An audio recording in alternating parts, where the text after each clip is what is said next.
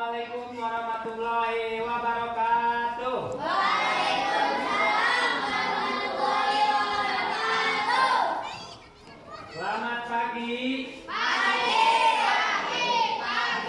Yes. Tepuk semangat. Semangat. I am the best. You are the best. We are the best. Oh yes. Iya, terima kasih. Alhamdulillah pada hari ini, hari Kamis, kita bisa melaksanakan pembelajaran sebagaimana mestinya. Nah, sebelum melanjutkan ke pembelajaran, hari ini Bapak ada sedikit oleh-oleh, yaitu tentang bagaimana membentuk kedamaian, ketentraman, dan kenyamanan di kelas ini. Seperti yang sudah kita ketahui bahwa di sekolah atau di kelas kita itu ada yang pertama tata tertib. Kemudian kita rubah kemarin dengan aturan kelas. Dan yang terakhir kita rubah dengan kesepakatan kelas. Nah, hari ini kita akan membuat sebuah keyakinan kelas. Kita sudah belajar menuju masyarakat sejahtera. Oke, dalam menuju masyarakat sejahtera itu kemarin kita harus apa? Ada apa saja? Damai. Ada damai, terus nyaman, apalagi? Tentram. Nah, menuju masyarakat sejahtera itu, masalah yang disebut dengan masyarakat sejahtera itu, yang pertama harus aman dulu, nyaman, damai, tentram. Nah, baru kesananya sejahtera. Nah, hari ini agar di kelas kita terasa nyaman, damai, tentram, kita akan membuat sebuah keyakinan kelas. Coba yang masih ingat, siapa yang masih ingat peraturan yang pernah kita buat?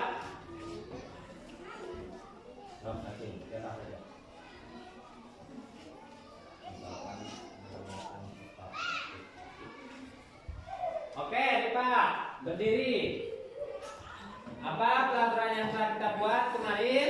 Datang tepat waktu. Oh, datang tepat waktu. Iya, betul. Jadi kita kemarin sudah membuat datang tepat waktu. Nah, apa lagi? Coba, siapa lagi? Apa? Dilarang memakai sepatu ke kelas. Dilarang memakai sepatu ke kelas. Iya, terima kasih. Apa lagi? Oke. Sandra, apa? Harus piket kelas, melaksanakan piket kelas. Iya, terima kasih. Nah, itulah peraturan kelas. Hari ini sekali lagi kita akan membuat sebuah keyakinan agar kita nyaman berada di kelas, aman berada di kelas, terus damai juga berada di kelas. Dan ini akan terbawa, mudah-mudahan terbawa oleh kalian ke masa yang akan datang. Coba agar kita nyaman di kelas, kita harus apa? Yang kalian yakini, oh kalau kita mau nyaman berarti kita harus seperti ini. Silakan acungkan tangannya.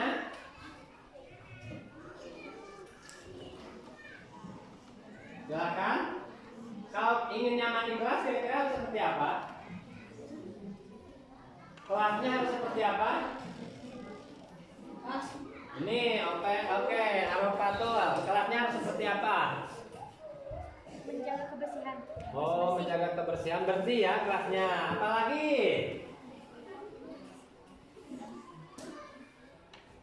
Apa? Nah. Bertanggung jawab.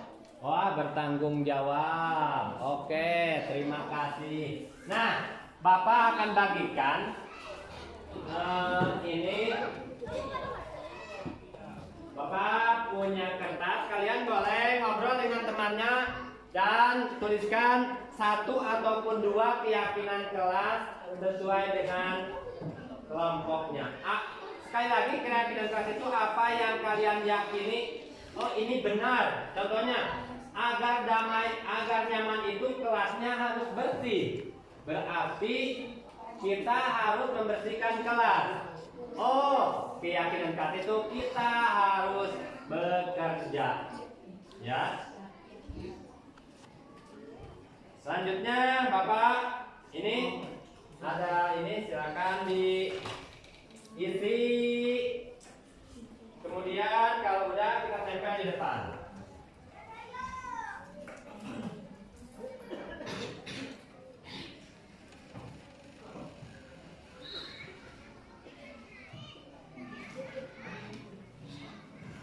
Isi tulisannya yang bagus ya, semampunya kalian bagus.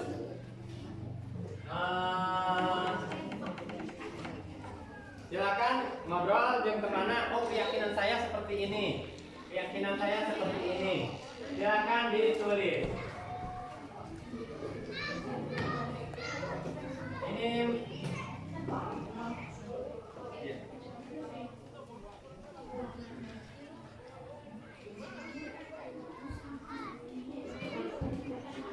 silakan. Kalau udah, ajukan tangannya dan bacakan saja dulu.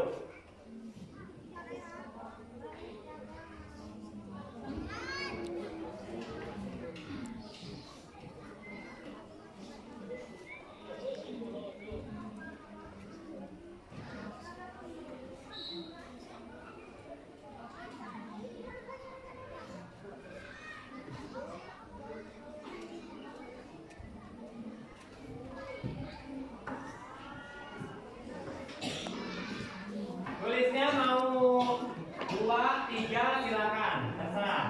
Menurut kalian saja. Menurut kelompok kalian, oh kelas ini agak nyaman, damai, dan tentram ini harus seperti apa?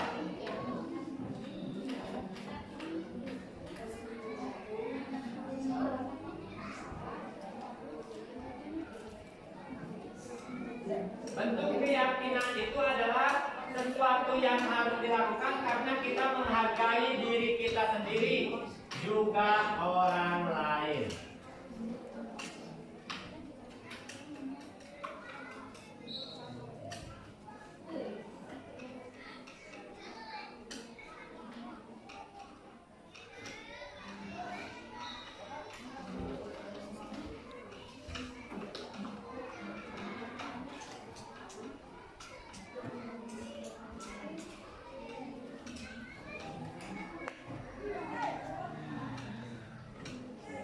Mudah?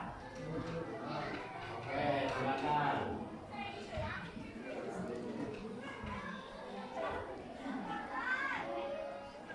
Oh, berarti kalau bersih-bersih itu keyakinan kita bahwa kita harus contohnya menjaga kesehatan. Ini tentang kesehatan. Bertanggung jawab, bekerja.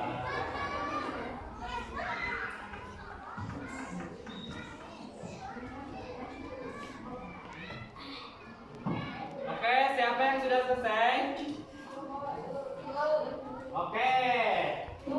Silakan berdiri dan bacakan keyakinan kelasnya. Kenapa Kak? Sini aku.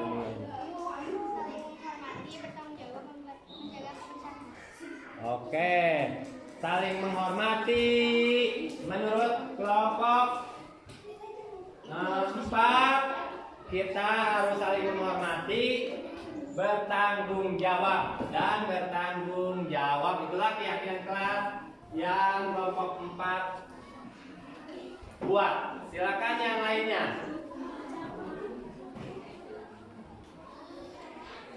Ada? Sok, sini. Coba berdiri. Boleh. Berdiri. Tidak boleh memakai sepatu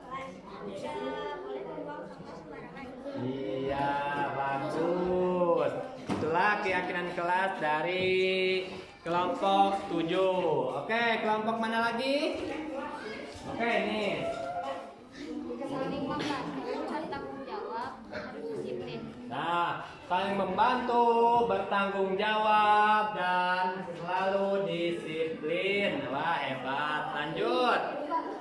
Boleh, kelompok yang ini apa? Tidak membuli sesama, harus disiplin, berkerja sama. Iya, tidak saling membuli ataupun saling menghormati. Iya, terima kasih. Oke, kelompok ini udah. Sok, silakan. Tidak saling membuli, saling menghargai, selalu disiplin. Oke, tidak membuli, selalu menghargai, dan selalu disiplin, juga bekerja sama, katanya dia. Oke, terima kasih, tepuk tangan untuk kita semuanya.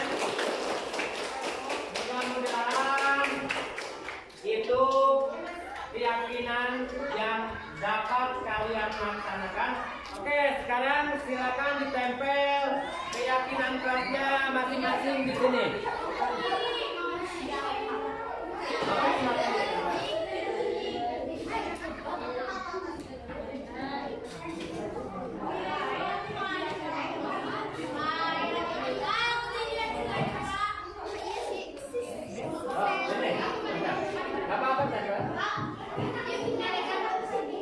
Gak usah. Wah, boleh sama bapak. Oh, gak apa-apa. Boleh.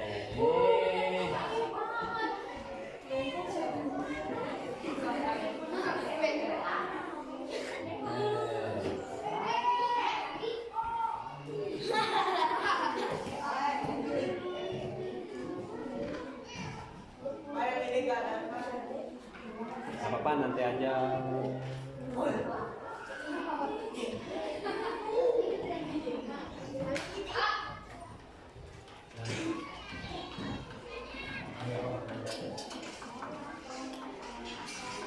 Oke, terima kasih. Alhamdulillah, keyakinan kelas kita sudah terbentuk. Yang pertama kita pisahkan. Yang pertama ada bertanggung jawab. Jadi yang pertama silakan kita tulis bareng-bareng di bukunya masing-masing. Yang pertama, keyakinan kelas itu bertanggung jawab. Apalagi yang beda di sini? Yang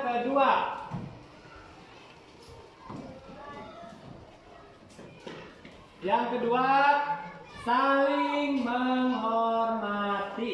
Nah, itu agar damai kita harus saling menghormati. Betul sekali ya. Jadi kalau saling menghormati tidak akan ada pertikaian. Yang berikutnya, menjaga kesehatan. Tidak jajan sembarangan, tidak buang sampah sembarangan, itu menjaga kesehatan. Iya, hebat. Selanjutnya,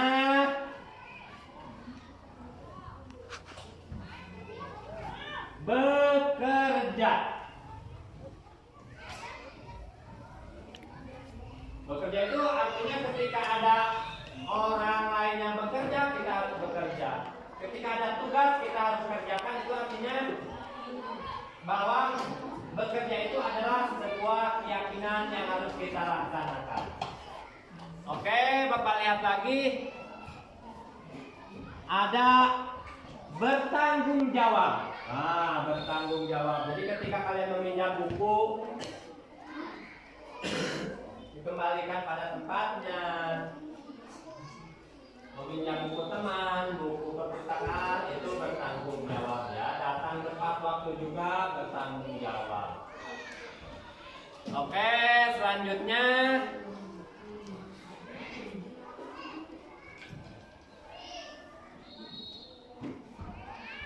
saling membantu. Jadi ada sifat empatinya di sini. Ada sifat simpatinya dan empati. Nah, mungkin dari sekian banyak itu yang beda-bedanya artinya kalau dirangkum seperti itu, itulah keyakinan kelas kita ya. Kalau kalian sudah melaksanakan keyakinan kelas, insya Allah kalian di kelas ini akan nyaman tadi, terus apa? Damai, terus tentram. Nah, di kehidupan nyata juga nanti setelah kalian dewasa, kalau kalian punya keyakinan diri atau keyakinan diri sendiri bahwa kita menghargai orang lain dan diri sendiri dengan melakukan hal-hal positif seperti ini, kalian akan mendapatkan kenyamanan, kedamaian, dan yang terakhir kesejahteraan. Terima kasih. Mudah-mudahan siap melaksanakan keyakinan kelas ini. Siap melaksanakan? Siap melaksanakan? Oke, terima kasih. Tepuk sekali lagi, tepuk tangan untuk kita semua. Oke, selanjutnya kita akan belajar seperti biasanya. Sekali lagi, terima kasih dan selamat melaksanakan keyakinan yang sudah kalian buat. Oke, selanjutnya kita belajar. Silakan dibuka bukunya.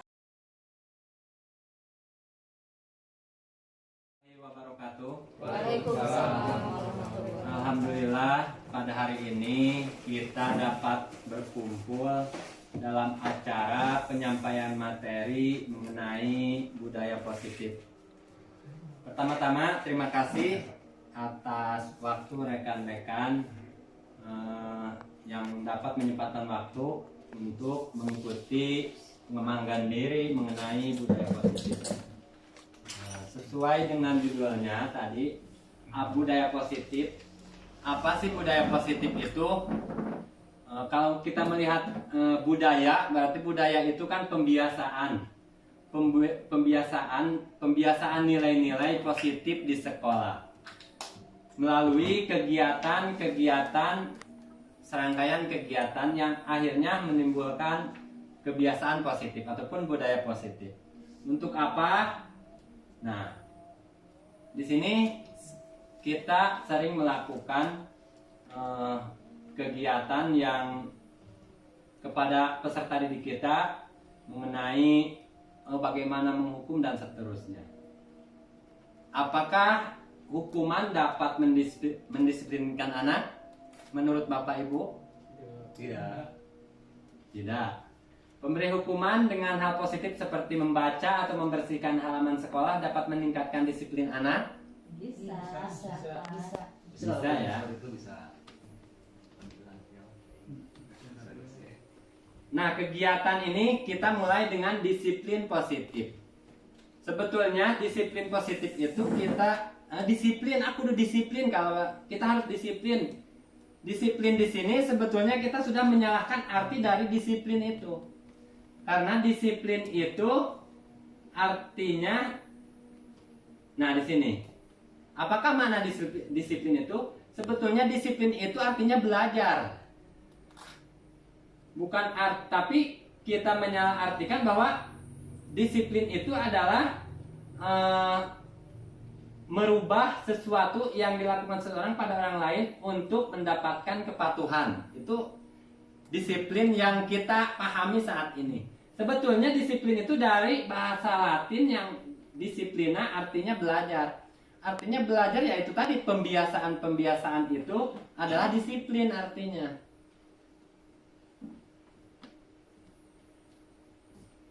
Nah, yang selanjutnya kebijakan universal. Dari disiplin-disiplin itu mengacunya kepada kebijakan universal yang sudah Mas Nadiem katakan bahwa saat ini pelajar harus memiliki profil pelajar Pancasila. Apa itu profil pelajar Pancasila? Yang pertama, beriman kepada Tuhan Yang Maha Esa, mandiri, bernalar kritis, berkebinekaan global, bergotong royong, dan kreatif. Pasti yang sudah baca-baca artikel kurikulum Merdeka pasti sudah mengetahui bahwa hari ini yang dituntut oleh pemerintah itu adalah profil pelajar Pancasila. Profil pelajar Pancasila itu ngambil dari kebijakan universal. artinya kebajikan universal itu sesuatu hal yang baik ataupun sesuatu hal yang harus dilaksanakan yang tidak yang seiring dengan semua lintas agama dan sebagainya. Artinya tidak ada agama lain juga yang mengharuskan kita menyolong. Nah, sama artinya kebajikan universal itu semuanya sepakat bahwa inilah yang harus dilakukan oleh semua makhluk hidup itu untuk mencapai kehidupannya. Makanya dijadikan hal tersebut dalam profil pelajar Pancasila yang diinginkan di masa depan itu seperti ini. Karena kita mendidik hari ini itu untuk masa depan. Masa depan anak-anak itu harus mandiri, bernalar kritis, berkebinekaan global, artinya tidak saling membuli dan sebagainya, siap bergotong royong. Kita sering melaksanakan gotong royong juga pembiasaan. Nah, pembiasaan gotong royong itu artinya masuk ke budaya positif tadi. Karena budaya positif itu sekali lagi bahwa pembiasaan-pembiasaan yang nantinya ditindakannya ini untuk kebajikan universal. Nah, sekarang teori motivasi, hukuman, dan penghargaan. Juga restitusi. Motivasi. Ada tiga jenis motivasi. Ada penghargaan, ada hukuman, ada juga menghargai diri sendiri. Kalau penghargaan dan hukuman itu biasanya diberikan oleh orang lain ataupun yang disebut dengan motivasi eksternal, seperti kita, ayo anak-anak, kalau kamu bisa, kamu akan diberikan seperti ini. Itu adalah motivasi tapi eksternal dari luar orang.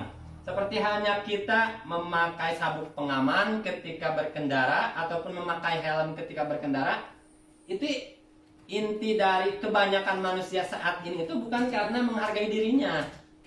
Kalau menghargai dirinya, saya hargai diri saya takut celaka dan sebagainya. Tapi karena takutnya hukuman itu. Polisi. Nah, saat ini kenapa seperti itu? Yang harus ditekankan hari ini adalah untuk manusia itu mampu menghargai diri sendiri. Artinya ketika nanti kemauan pemerintah itu nanti orang tidak melakukan korupsi itu karena sayang pada dirinya. Orang memakai helm karena sayang pada dirinya. Itulah yang hari ini digemborkan oleh menteri kita, Menteri Mas Nadiem. Karena hari ini ada juga yang disebut merdeka. Merdeka itu seperti apa? Merdeka mengajar, merdeka belajar. Ini yang disebut manusia merdeka menurut Ki Hajar Dewantara. Merdeka itu artinya tidak hanya terlepas dari perintah, tetapi cakap buat memerintah diri sendiri. Artinya yang tadi memiliki kesadaran diri sendiri. Kita harus pakai helm karena saya takut celaka, bukan takut ditilang. Ya. Kita memakai sabuk pengaman itu karena kita menghargai diri sendiri, bukan karena takut oleh polisi. Makanya aturan-aturan di sekolah nanti kita bahas berikutnya. Nah, ini dihukum oleh penghargaan. Kan kita mengetahui, menghukum itu memberikan penghargaan itu sama dengan menghukum. Kenapa? Karena dengan menghukum itu mungkin penghargaan menurunkan kualitas. Artinya menurunkan kualitas di sini, anak-anak yang tidak sampai pada kompetensi itu akan merasa mundur, artinya terdiskriminasi. Juga penghargaan mematikan kreativitas.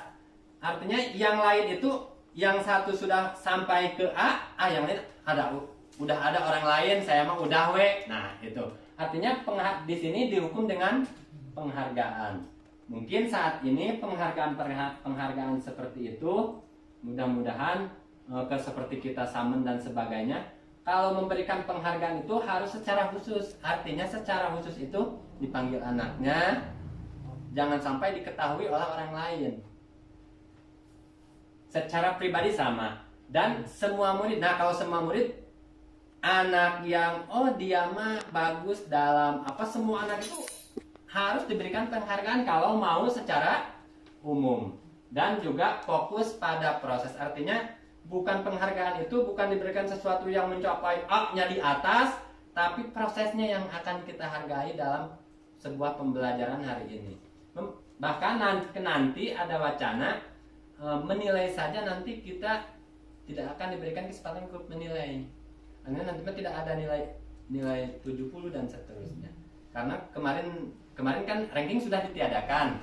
Karena itu tidak, menurut penelitian hari ini, itu tidak ada efeknya untuk manusia.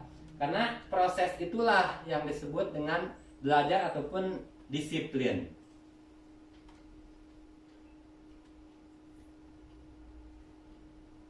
Nah, bagaimana caranya kita tadi memberikan penghargaan itu? Ini di sini ada nilai kebaikannya, ada situasinya, arti prosesnya tadi ada. Misalkan katanya kemarin saya perhatikan rasa empati kamu besar sekali kepada teman pada saat menolong murid baru di kelas kita. Artinya prosesnya yang harus kita berikan apresiasi, bukan nilai akhirnya.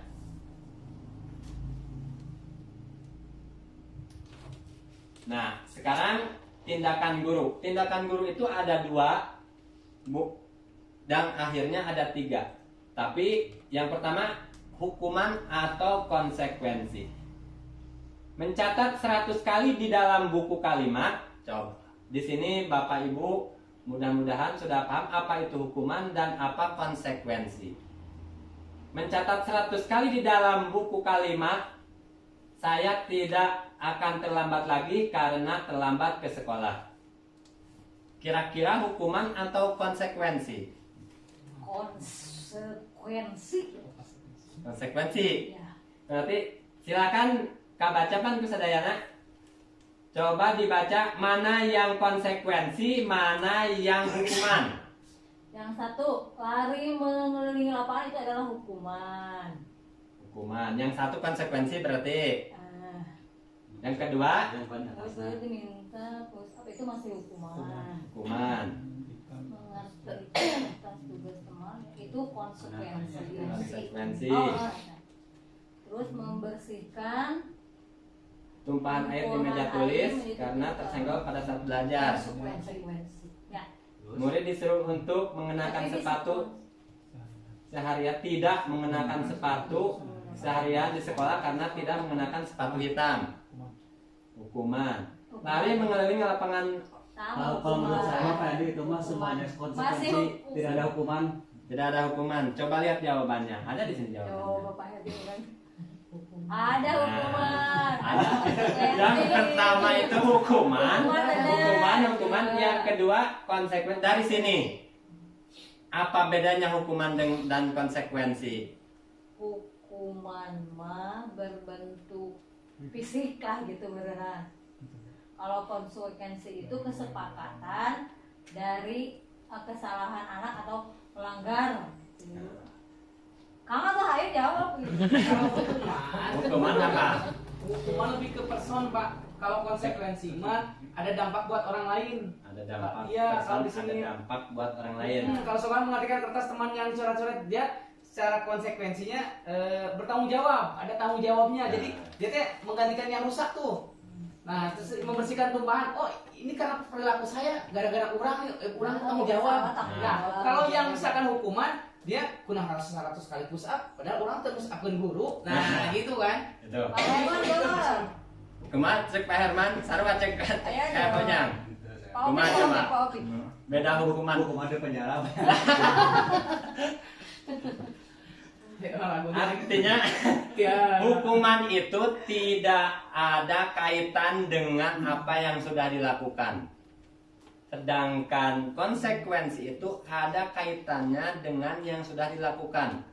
Artinya yang dilakukan kita menyobek buku teman, maka kita harus mengganti buku teman yang baru. Kalau keterkaitan yang satu tidak ada kaitannya. Saya terlambat sekolah, apa kaitannya dengan lari? Gitu. Kalau terlambat sekolah, kalau mau jadi konsekuensi kudu kumaha tah?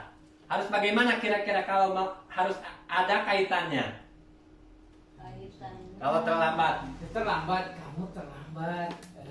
Berarti kamu ketinggalan pelajaran yang ini. Jadi Nah, dia konsekuensinya teh jadi memperbaiki diri sendirinya gitu. Jadi Jadi- lamun terlambat Kesadaran. ketinggalan. Oh ya. Misalkan Dia misalkan pelajaran lagi. dia lah analoginya supaya yang mudah. Kenapa suami saya jarang pulang? Ya, konsekuensi berarti ada pelayanan saya yang kurang gitu lah. Kamu aja. Lain datang ke dicerekan. Nah, artinya betul. Tuh. Ketika ingin merubah ini hukuman jadi konsekuensi itu artinya ketika terlambat dia 5 menit, maka dia harus menambah lagi jam pelajarannya. Batur mah istirahat, Sama masih. dia mah berarti masih belajar dengan tutor sebaya ataupun niron ka teman-teman Iya. mah. Nah, itu perbedaan konsekuensi dan hukuman. Sangat sekali signifikan dampak dari hukuman dan konsekuensi. Disadari atau tidak, Jangan wataran. konsekuensi dan hukuman itu, kalau di hukuman itu ketika kita menyuruh anak sesuai yang menyakitkan harus terjadi ya. Itu tadi lari teh ya, anak teh kadang dicepret ke orang teh dan seterusnya itu. Korupsi dihukum. Ya, itu Hukumannya. hukuman itu. Hukuman. Tapi kalau konsekuensi itu sesuatu harus terjadi, sesuatu harus terjadi menyobekan berarti kita harus menggantinya. Kalau numpahin. Membuat anak sakit fisik dan yang tadi anak membenci kedisiplinan. Terus paksaannya terpaksa. Terus mendorong anak menyakiti diri sendiri. Konsep diri yang buruk dan seterusnya. Jadi sangat timbal balik. Tapi di antara hukuman dan konsekuensi ini ada yang nomor 3. Ini yang harus dijalankan oleh setiap guru saat ini adalah restitusi. Hukuman, konsekuensi lebih bagus dari hukuman, tapi yang lebih bagus lagi adalah restitusi. Apa itu restitusi? Proses penciptaan kondisi bagi murid untuk memperbaiki kesalahan mereka, sehingga mereka bisa kembali pada kelompok mereka dengan karakter yang lebih kuat atau yang lebih baik. Restitusi juga merupakan proses kolaboratif yang mengajarkan murid untuk mencari solusi untuk masalah mereka. Nah, kalau restitusi itu kita menanyakan kepada murid. Tadi kan kalau konsekuensi ketika merobek harus ganti. Kita menanyakan ketika kamu sudah menyalahkan punya kesalahan merobek buku orang lain, kira-kira menurut kamu apa yang harus kamu lakukan untuk memperbaiki kesalahan kamu? Nah, itu adalah restitusi. Nah, restitusi di sini kita sebagai manusia ada yang disebut dengan teori kontrol. Kontrol manusia itu, nah ini perbedaan hukuman, konsekuensi, dan restitusi. Pasti restitusi yang lebih baik, sangat positif. Kalau negatif, netral, jadi tengah-tengah. Itu mah konsekuensi mah di antara positif dan negatif, artinya netral. Yang positif itu adalah restitusi. Ciri-ciri restitusi itu yang pertama menebus kesalahan, yang kedua memperbaiki hubungan, yang ketiga tadi yang seperti saya tawaran bukan paksaan, yang keempatnya menuntut untuk melihat ke dalam diri, yang kelima restitusi mencari kebutuhan dasar yang mendasari tindakan, yang keenam restitusi diri adalah cara yang paling baik, yang ketujuh restitusi fokus pada karakter, dan seterusnya. Nah, keyakinan kelas untuk untuk menimbulkan restitusi itu yang pertama harus kita lakukan adalah membuat keyakinan kelas. Nah, hari ini seperti yang sudah saya katakan tadi di awal bahwa hari ini tidak ada yang namanya pelaturan lagi di sekolah. Yang ada itu adalah keyakinan kelas. Ini nanti kalau kita sudah masuk ke kurikulum merdeka, maka jangan ada di sekolah itu yang namanya pelaturan, tapi adanya keyakinan kelas bahwa dia itu sama sih sebetulnya sama dengan peraturan, tapi lebih diyakini oleh anak-anak itu untuk dirinya. Ketika kita ingin dihargai, bahwa kita harus menghargai orang lain. Ketika kita ingin selamat, kita ingin sehat, kita harus menyiapkan lingkungan yang bersih dengan kerja-kerja. Itulah keyakinan kelas. Mengapa mengapa tidak peraturan saja? Mengapa harus keyakinan kelas? Ini alasannya. Mengapa kita memiliki peraturan harus menggunakan helm bila mengendarai kendaraan roda 2? Sebetulnya kalau tadi sadar diri, artinya sekarang mah pemerintah melihat masa depan, karena yang kita ajar hari ini adalah ekspektasi kita di masa yang akan datang. Artinya mau orang itu sadar jangan korupsi, jangan seperti ini, karena lingkaran-lingkaran itulah mudah-mudahan mungkin di tahun-tahun yang akan datang dengan generasi kita yang kita ajar saat ini, nanti mah mereka memiliki kesadaran diri bahwa dengan keyakinan saya mau dihormati, harus menghormati orang lain. Ketika saya ingin selamat, menghargai diri saya, kita harus memakai sesuatu yang bermanfaat untuk diri, yaitu seperti menggunakan helm dan seterusnya. Nah, bedanya peraturan dengan keyakinan kelas itu seperti ini saja. Selalu mengembalikan buku ke tempatnya, itu kan peraturan, maka kita ganti dengan tanggung jawab. Jadi semua siswa itu harus bertanggung jawab, menghormati orang lain. Hadir di sekolah 15 menit sebelum pembelajaran, menghormati orang lain, berkomitmen, dan seterusnya. Dilarang menggunakan narkoba, itu kesehatan. Jadi keyakinan kelas itu lebih simpel daripada peraturan. Kebutuhan dasar manusia. Nah, sadar tidak disadari itu bahwa manusia itu memiliki kebutuhan dasar manusia. Yang pertama apa? Kebutuhan untuk bertahan hidup.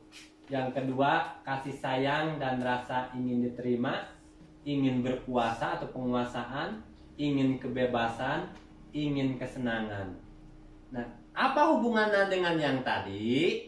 Artinya ketika anak melakukan sesuatu hal kesalahan, itu berarti ada kebutuhan anak yang tidak terpenuhi. Berarti anak teh sok bader wae atau nyepretan batur, apakah tentang penguasaannya yang tidak atau tidak mendapatkan kasih sayang atau kesenangannya atau kebebasan? Budak teh mumet teh belajar di kelas teh membuatin kebebasannya, dia mah hayangnya bebas di luar belajarnya dan sebagainya. Makanya sudah diketahui bahwa dalam kurikulum mereka itu bebas belajar teh ya Pak Uja, bahwa di mana saya belajar, karena takutnya bukan di kelas saja, itu outdoor gimana. Nah, takutnya ini kebebasan anak teh tidak tersampaikan. Emang sadar tidak disadari seperti ini kebutuhan manusia. Hayang bertahan hidup, ya bertahan hidup seperti kita bertahan hidup, bekerja, makan, minum, tidur, itu bertahan hidup. Kasih sayang seperti Bu Uni, Pak Ari sakit nggak tahu? Evaluasi Betul. Mungkin kebutuhan dasar ini Bu Uni yang tidak tercukupi. Ingin penguasaan, takutnya iya Bu, Pak, takutnya dina penguasaan teh iya etana. Bu Uni berkuasa wae ya. Jangan sampai Bu, ini artinya ketika siswa ieu teh kunaon siswa teh legegan wae, buatin hayang jadi pemimpin, coba buat dia jadi seorang apa gitu. Kasih penghargaan tadi teh ya. Tolong sebentar, maaf ya. Kok untuk suami bukan untuk siswa? Artinya itu di universal ini, karena ini kan manusia, mau orang dewasa ataupun anak kecil sama kebutuhannya seperti ini, artinya gitu. Contohnya, itu contohnya. Khusus anak. Universal enggak? Ini universal, ini kebutuhan manusia. Semua manusia butuh ini. Nah, kita harus menyadari posisi kontrol kita. Ada 5 posisi kontrol. Nah, untuk mencapai tadi restitusi, bagaimana caranya? Di sini akan kita bahas di 5 posisi kontrol. Yang pertama, ada penghukum. Ada guru teh seorang penghukum, posisi kontrolnya teh. Anu tadi teh ya. Oh, datang anak, wah kunaon eta dan sebagainya. Kenapa kamu datang terlambat? Push up. Nah, itu penghukum. Ada pembuat rasa bersalah. Atuna anak-anak, kenapa sih kamu nggak ngerjain tugas? Nanti bapak dimarahi sama orang tua kalian. Jadi anak-anak itu merasa bersalah. Oh, punya karunya kamu guru. Jadi dia bukan sadar, tapi dia itu merasa kecil hati gitu artinya. Merasa bersalah. Yang ketiga teman. Biasa kalau sebagai teman banyak lelucon dan sebagainya. Kesini, kenapa kamu terlambat? Oh, jangan terlambat lagi ya. Kamu itu sebagai teman. Nanti kalau terlambat kamu sepertinya tidak diberikan hukuman ataupun tidak diberikan apa, itu sebagai teman, karena teman tidak ada yang menghukum. Tidak. Ya. Yang terakhir pemantau. Nah, iya para pemantau. Kalau pemantau itu biasanya sesuai dengan juknis yang sudah ada. Misalkan anak berkelahi. Kenapa kamu berkelahi? Kamu tahu tidak konsekuensi dari ketika kamu bertengkar? Kamu harus apa? Oh iya Pak, saya harus itu. Nah, itu adalah pemantau, hanya menyampaikan sesuatu hal yang sudah ada ataupun tertera dalam peraturan ataupun dalam kesepakatan yang sudah disepakati. Nah, yang terakhir itu dalam kurikulum Merdeka itu semua pendidik harus menjadi seorang manajer. Manajer di sini adalah sebuah pemimpin dalam proses pembelajaran. Nah, manajer itu biasanya mengajukan pertanyaan-pertanyaan. Oh, kenapa kamu tidak sekolah? Memberikan keyakinan lagi. Oh, betul. Ketika anak bertengkar, oh betul sekali. Walaupun Bapak dikatakan seperti itu, Bapak juga akan marah. Tapi, nah, untung saja kamu tidak kelepasan. Dan seterusnya. Kemudian, itu adalah seorang dengan tatapan, kalau tadi teman itu dengan candaan, kalau pemantau dengan yang datar. Ini juga dengan posisi seorang manajer itu bukan membujuk, bukan merayu, tapi posisi pandangan kita itu lepas ataupun datar, tidak ada lelucon, tidak ada itu, karena seorang manajer itu harus pas. Jangan sampai dibawa lelucon. Artinya ataupun jangan sampai dia juga mengekspresikan yang marah. Takut. Itu, tapi manajer itu harus lempeng, tegas. Beda yang tegas dengan yang marah. Nah, coba hari ini mudah-mudahan kita kedepannya bisa dikontrol manajer. Nah, ini pernyataan-pernyataan. Saya kecewa sekali dengan kamu, pembuat orang merasa bersalah. Itu contohnya nanti. Kamu tidak pernah benar melakukan sesuatu, itu penghukum. Ayo lakukan demi ibu, itu teman. Karena aduh, mana kebaturan memang sakit itu teman. Apakah kamu mau mendapatkan stiker bintang hari ini? Itu pemantau, karena misalkan setiap yang melakukan itu akan mendapatkan stiker. Jadi itu sesuai. Nah, kalau manajer itu bagaimana kamu bisa menyelesaikan masalah ini? Tidak memberikan solusi, tidak menjudge, oh dia bersalah, tapi diskusi bagaimana anak bisa menyelesaikan masalah sesuai hati nuraninya dan keyakinan kelas tadi.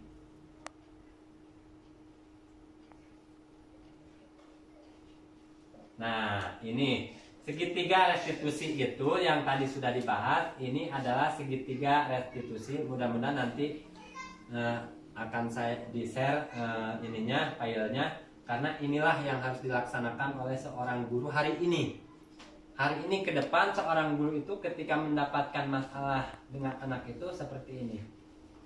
Wah, mana Bang Orwe, hari ini mah tidak seperti itu. Inilah yang harus dilaksanakan. Karena selain dari ini tadi banyak sekali negatif. Kalau penghukum kan banyak sekali negatifnya, teman juga ada penyakit negatifnya. Nah, kalau segitiga restitusi itu nilai-nilai apa saja yang telah kita sepakati, yaitu tadi yang sepakati itu adalah keyakinan kelas tadi. Apa yang kita langgar, misalkan ketika kita diskusi dengan murid yang melakukan kesalahan, apa sih yang kita langgar mengenai kesepakatan kelas yang sudah kita buat atau keyakinan kelas. Kemudian kamu ingin menjadi seorang apa? Seperti apa kamu ingin menjadi? Tidak mungkin anak ingin menjadi seorang preman ataupun pencuri, pasti dia ingin kembali lagi tadi ke keyakinan kelas. Kemudian yang ketiga, setiap orang pasti pernah melakukan kesalahan. Itu berdiskusi. Jadi jangan sampai menjatuhkan dia juga. Iya, Bapak juga seperti itu. Kalau seperti kamu kan Bapak juga akan marah, artinya. Ketika orang lain, tapi misalkan seperti apa jalan solusinya? Kamu bukan satu-satunya orang yang pernah melakukan ini. Seperti itu tadi kata-katanya. Kemudian ada cara yang lebih efektif untuk mendapatkan apa yang kamu butuhkan. Nah, tadi ini kembali lagi ke kebutuhan manusia. Makanya kita harus mengetahui, mengetahui, oh kebutuhan apa sih yang tidak didapatkan oleh dia itu. Seperti anak itu, ayo berjalan di atas bangku Pak ya, kelas 2 dan seterusnya. Kita harus mengetahui apa sih kebutuhan dasar apa yang mereka inginkan. Anak-anak ngadapang wae di kelas, apa sih kebutuhan yang mereka, nah itulah yang ingin, yang dibutuhkan anak. Nah, menstabilkan identitas, guru dalam menstabilkan identitas ini, ketika ada masalah itu, berbuat salah itu hal yang manusiawi. Tidak ada manusia yang tidak berbuat salah. Kita pasti bisa menyelesaikan masalah ini. Ini dalam ketika kita melakukan wawancara dengan siswa kita yang melakukan kesalahan itu. Ini awal-awal yang harus kita katakan itu seperti ini. Kalau kita menggunakan bahasa Sunda, merenan bagaimana kata-katanya, tapi inilah kata-kata yang harus kita lontarkan kepada anak didik kita. Kemudian setelah anak paham dan menjawab, ini yang keduanya, kamu bisa saja kan melakukan hal yang lebih buruk dari ini, apakah menukul, dan tapi kamu tidak melakukannya, dan seterusnya dan seterusnya. Inilah yang harus kita laksanakan ketika menemui masalah. Dan di akhir menanyakan keyakinan kelas tadi ya. Apa nilai yang kita percaya di kelas? Oh, misalkan kita harus saling menghormati. Apakah itu menghormati orang lain misalkan? Oh, tidak. Benar, saya sudah melanggar itu keyakinan itu. Apa yang harus dilakukannya? Nah, mungkin hanya itu saja yang dapat saya sampaikan, insya Allah untuk software-nya. Ini sekali lagi, ini harus dilaksanakan, bukan semua guru di Indonesia ini harus seperti ini. Ketika ada masalah menghadapi siswa, harus paham dulu apa sih yang ada di dalam ini. Karena menurut Ki Hajar Dewantara itu, mengajar itu atau mendidik itu adalah bukan mentransfer ilmu, menurut Ki Hajar Dewantara juga. Sama seperti hal-hal teori yang sudah kita pelajari di perguruan tinggi ya, bangsa, bahwa mengajar itu bukan mentransfer ilmu, tapi bagaimana cara kita mengembangkan kodrat potensi yang sudah dimiliki peserta didik sesuai dengan zaman dan alam. Berarti kalau sesuai dengan zaman, artinya kita mengajarkan itu zamannya sekarang seperti apa. Anak-anak itu mau diajarkan seperti apa di zamannya. Jangan menutup mata, hari ini anak-anak itu tidak bisa digital. Artinya gurunya itu sepatutnya hari ini sudah sangat mahir digital, karena anak-anaknya juga akan lebih. Dan kodrat alamnya itu, oh alam di sekitar kitanya apa?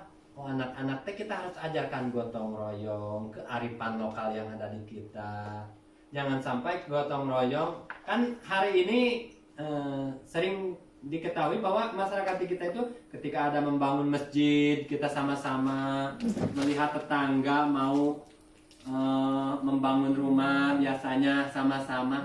Nah, hal-hal itu jangan sampai dihilangkan oleh zamannya hari ini. Anak-anak berbicara aja dengan teman ketika itu sudah jarang ya berkomunikasi, ya komunikasinya ke HP saja. Artinya HP itu, nah kita harus menuntun anak itu bagaimana sih penggunaan HP yang baik. Artinya jangan sampai berkomunikasi dengan teman. Kalau seperti itu nanti bagaimana ke depannya? Yaitu masing-masing tidak hilanglah kearifan lokal kita. Jadi menurut Pak Nadiem itu, makanya kita kembali lagi ke filosofis Ki Hajar Dewantara. Karena Ki Hajar Dewantara juga seperti itu. Kita itu ibarat petani, anak itu ibarat benihnya. Walaupun sehebat-hebatnya petani tidak akan mampu merubah benih yang asalnya benih cabai ingin berbuah menjadi bonteng. Artinya kita sebagai guru itu harus sesuai saja. Oh, anak ini berbakatnya menjadi pelukis. Nah, kembangkanlah melukis itu. Jangan sampai anak ingin melukis diarahkan kan olahraga, ayo olahraga. Sepertinya itu tidak sesuai dengan itu. Kita mah hanya mampu seperti petani itu berusaha menyuburkan, diberak, diolah tanahnya. Artinya dikembangkan tadi bagaimana kita semaksimal mungkin mengembangkan potensi ataupun kodrat anak yang dimilikinya. Ya? Ya Pak. Mungkin. Kalau gitu Pak, kalau misalkan anak Pak. juga kan memang di kelas ada misalkan siswa di kelas kita nih, kita nggak tahu kan cita-cita seperti apa. Karena yang nusuk punya bahkan HWW gitu. Bisa cita-cita ini melukis. Artinya di sekolah itu pembelajaran itu yaitu memupuk di sana itu kita artinya harus mampu menebalkan dan menyamarkan watak kodrat anak. Aya anu kodrat teh pibangoreun. Namun pibangoreun cek bahasa Sunda mah teh minimalkeun ku urang teh kudu disamarkeun tah si kodrat-kodrat anak teh. Jangan sampai nanti malah kita memupuknya. Mangga. Mungkin sekali lagi Pak Yandi sebentar. Jadi kurikulum merdeka ini yang baru sampai yang disampaikan ya. 1/4 harus 1/4. Iya. Yang lain kelas lain tidak apa harus? belum. Oh, jangan dulu masih ke 2013 nih. Ya, kalau Nah, Ada penerapannya. Sudah Nah. mulai diterapkan. Sebenarnya kan udah ada satu dari Pak Yandi sedikit ada gambaran tentang kurikulum merdeka nih. Berarti mungkin ya ini mah. Jadi anak yang tadi kan seperti tadi mengarahkan atau ya anak misalnya dia sukanya melukis nih. Nah, kita ada pelajaran di SBK. Anak-anak sekarang tugasnya membuat anyaman. Cek anak teh, Bu, saya mau melukis, apa harus diangkat sok we ngelukis gitu? Iya. Oh gitu aja. Jadi Bu aku mau ini. Jadi terjadi aku merenang nganyamna. Oh, Kan- ini. Izin. Mangga. Izin sharing nih. Ketika kurikulum merdeka, guru itu di kelas itu nanti ada berbagai kelas, Pak. Jadi Jadi di kita itu ada berbagai kelas secara umum, secara tadi juga Pak Kepala utarakan. Jadi di situ ada yang sifatnya keilmuan, yang ada sifatnya hobi. Artinya ketika di kurikulum merdeka si anak itu tidak presentasi, Bu. Presentasi itu ada pilihan. Ada yang membaca, ada yang tulis. Jadi kalau misalkan izin ya Pak ini ya kemana ada. Jadi ada tanda, Bu, kalau misalkan dia milih mau presentasi dibacakan. Ada yang bisa nulis, tidak bisa dipaksakan dia membaca karena dia jagonya dinulis. Ada yang rekaman. Jadi sekolah itu sebisa mungkin menyediakan alat presentasi mereka. Satu rekaman. Jadi ada yang merekam tuh presentasinya ada. Terus ada yang menulis, terus ada yang membaca, mempresentasikan. Yang ke selanjutnya, dia mah ada yang ide hungkul, tapi nggak berani kan kita sering. Misalkan lihat anak, otak mama sih tapi kahari mah embung. Nah, artinya di situ supaya kan disamarkan, tidak terlalu dipaksa, tapi untuk prosesnya ya. Kalau misalkan dia maksa, kan anak-anak tuh maksa, misalkan kayak kelas 2 etapa asup di luar Pak. Ya, jadi artinya memang ada hal yang negatif itu disamarkan. Kalau hal yang positif kita jangan ambil pusing, karena posisi guru di sini hanya memfasilitasi, mengarahkan. Jadi bukan guru itu satu-satunya sumber ilmu ya. Kalau misalkan itu kan, jadi artinya di sini juga di kurikulum Merdeka itu yang 2013 itu sudah dimasukkan ke pendekatan yang seperti tadi, keyakinan, misalkan keyakinan ada kesepakatan kelas. Jadi kita bikin tata tertib ini loh tata tertib kita bukan Kita anak sama. supaya kelas kita aman, kita sepakati kelas kita apa dulu nih. Pak piket, ayo tulis. Jadi bareng-bareng. Jadi si kertas si anak itu dibagi kertas tuh. Tulis. Oh, misalkan bagi kertas. Kalau kamu maunya apa? Pak, saya mau di kelasnya maksudnya anak-anak laki-laki jangan pakai sepatu. Nah, dia tulis nanti tempel aja hasil karya mereka. Bisa gitu kayak misalkan Kan kayak di kelas 5 nih, kan kalau semester 2 itu ada penyegaran nih. Kalau di semester 1 kan mereka duduknya ada yang sama laki-laki, ada yang sama perempuan, kumaha hayang manehna. Nah, di semester 2 ini penyegaran tadi ya, terserah deh mau duduknya terserah kalian. Apakah itu salah satu bentuk atau pelajaran dari kurikulum Merdeka tuh? Karena Iya. kita membebaskan anak duduknya mau ya udah sama siapa aja, enggak kurang diatur Ya, gitu. artinya sekali lagi dalam kurikulum Merdeka itu kita memberikan kebebasan, artinya kita hanya menjadi fasilitator dalam mengembangkan potensi anak. Nah, seperti halnya tadi Pak Ujang, kesepakatan yang sudah dibahas itu alhamdulillah di kelas 6 kemarin sudah dilaksanakan keyakinan kelas yang sudah disepakati bersama. Alhamdulillah kegiatan pembelajaran juga terlihat semakin bagus. Mudah-mudahan di kelas lain juga bisa. Oh, bagaimana kelas 1? Bisa saja kelas 1 juga dipimpin oleh gurunya. Karena anak-anak coba pikirkan kira-kira bagaimana kemauan kalian di kelas ini seperti tadi. Supaya kelas kita karena manusia yang merdeka itu kesananya sejahtera dan sebagainya. Ada aman, damai, tentram, nyaman. Nah, untuk itu kita akan melakukan apa? Kami dengan bahasa Indonesia, Bade dengan bahasa Sunda juga tidak apa-apa. Oh, Pak, kalau nyaman itu berarti harus bersih dan sebagainya. Kalau tidak bisa juga menjawab kelas 1, kita tuntun saja, Bu. Untuk kelas 1.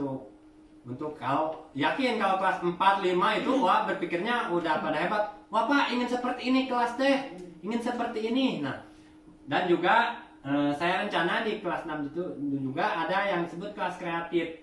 Kelas kreatif di sini anak-anak itu boleh mengekspresikan, karena sekali lagi kita jangan menutup diri bahwa anak-anak itu bisaan, karena sekarang TikTok, video dan sebagainya itu sudah hebat-hebat anak-anak. Artinya anak-anak silakan masukkan di TikTok kalian tentang materi ini dengan video durasi seperti apa dan sebagainya.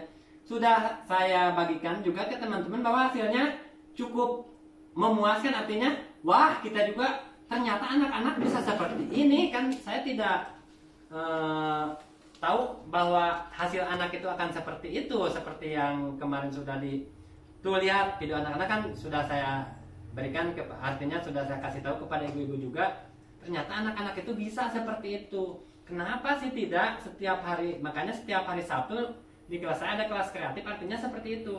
Bagaimana dengan anak-anak yang tidak memiliki HP karena ada temannya? Jadi sekali selang bagian di video, bagian nge-video. Jadi TikTokan anak-anak itu akan dimasuki dengan hal-hal positif. Artinya selain ingatan dan sebagainya, anak-anak juga nanti akan semakin lebih kreatif, karena seperti hal yang tadi profil pelajar Pancasila itu ada kreatifnya. Anak-anak itu harus bernalar kritis, artinya iya teh baik tuh dan seterusnya. Mungkin sekali lagi itu yang bisa saya sampaikan. Terima kasih atas perhatiannya. Mudah-mudahan ada manfaatnya, khususnya buat saya, umumnya buat sekolah kita, karena saya yakin kemajuan sekolah ini tidak akan maju tanpa kita terus menggali potensi-potensi yang ada pada diri kita, khususnya umumnya yang akan kita sampaikan kepada peserta didik kita. Mulailah tadi dengan sekali lagi dengan budaya positif, pembiasaan yang positif. Sekali lagi jangan sekarang setelah hari ini kita jangan sampai menyalahkan arti disiplin. Artinya disiplin itu belajar atau pembiasaan tadi yang positif. belajar bergotong royong, belajar kreatif, belajar menyapa teman dan seterusnya. Sekali lagi terima kasih. Kita tutup saja. Wassalamualaikum warahmatullahi wabarakatuh. Waalaikumsalam warahmatullahi wabarakatuh. Yes,